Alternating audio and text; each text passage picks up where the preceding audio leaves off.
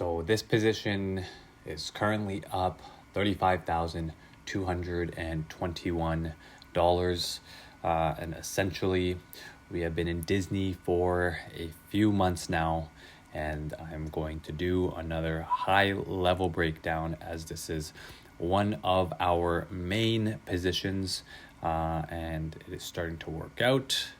And I would like to review this trade, share with you the thinking, which is somewhat similar to some of my previous videos, and maybe this can help you gain some minor insight, or at least help me kind of journal my thinking process with my partners in this particular trade, right? So Disney right now, this is a 4-hour chart.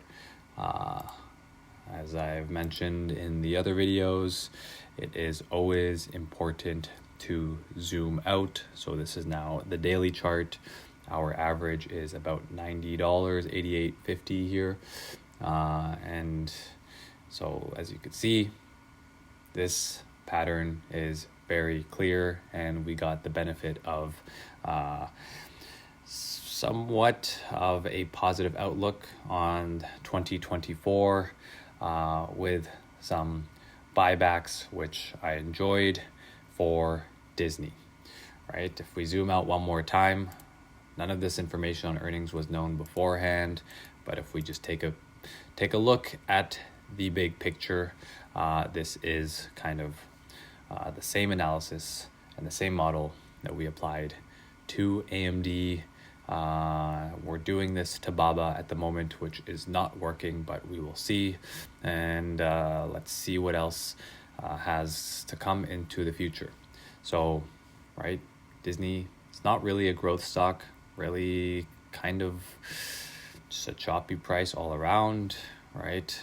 There are some revenue streams in the pipeline that are looking somewhat positive, but still Disney is a very mature company. But if we look here, this right here was 2020 when Disney essentially crashed, went all the way down to $80. And at this point, nobody could go to Disney. So Disney lost a large stream of revenue. And at that point, Disney, at its maximum point of panic, was at $80. COVID came around the corner, massive liquidity injection into the economy, into the markets. Markets rallied. Everything had very high correlation. Prices essentially more than doubled, all the way up to 200, and then we start to see this decline, which to me makes more sense that it should have started around here. Yet markets are forward looking, and as interest rates went up, earnings go down, and Disney becomes less attractive as a company to hold for investors, right? So essentially prices just kind of started to break down, not really trying to catch anything on the way down, simply just letting it do its thing, knowing that this can take plenty of time for it to recover.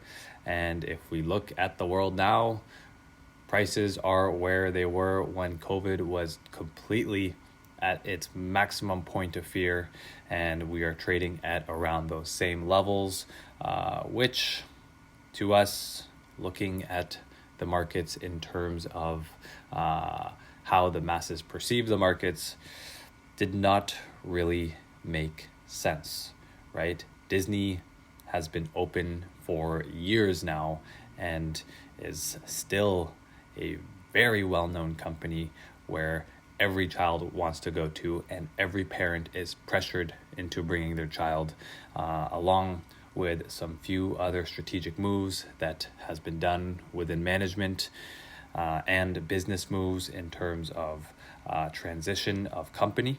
So Disney becomes a more attractive buy.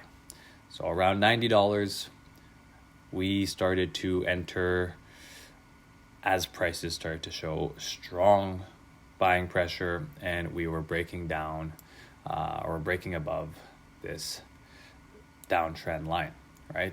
It's pretty clean, big picture technical analysis, along with just making decent and logical judgment as to what is happening into a particular stock. And essentially we added here as prices were contracting and started to form this wedge pattern. We were adding on more confirmation in anticipation of a breakout because things started to look better. And not only that, I don't think this will happen as quickly as people believe, but markets are pricing in that rate cuts will happen this year as soon as March, right? So if that is starting to be perceived in the general public of the markets, then that should benefit Disney, should benefit the economy, should benefit highly levered companies, right? So on top of this, and the huge decline and prices where they were trading at relative to what had happened during COVID, essentially the market had agreed that Disney is worth $80 when their attractions are closed down. And now we were trading at $85 to $90. So if they are running open, it makes sense. If it makes sense, it could make you money. We bought in, earnings came out, we have 1,500 shares, up 35 grand. We had taken some profit along the way, I think a couple grand here, just trying to kind of scalp it on a daily basis, which when we do is usually not the best thing, but we like the cash flow. And then now the question is, when do we sell according to the model that we are looking at? And that is up for debate. I still have to discuss this accordingly with the people that I work with. But essentially, if you have any points or any input or any questions, I am very curious, as this investing game is done independently most of the time. And if you don't have a pod or if you don't have a community to bounce ideas off with, it might be quite a difficult game because there are so many points of data to consider. So that is the Disney breakdown. It has worked out. We did a similar analysis, very simple and logical, on AMD, which is also up 30,000 unrealized and much more realized. And we are currently, which I have publicly shared on the YouTube channel previously, still long Alibaba and still increasing our exposure across the accounts that we hold, as we believe that company is undervalued. And from the model that I've just shared as to how we are looking at these, it makes sense, and it has worked twice. Alibaba has not worked out yet we are still waiting to see if it will. So this is one of the positions. This is the update. Thank you for watching.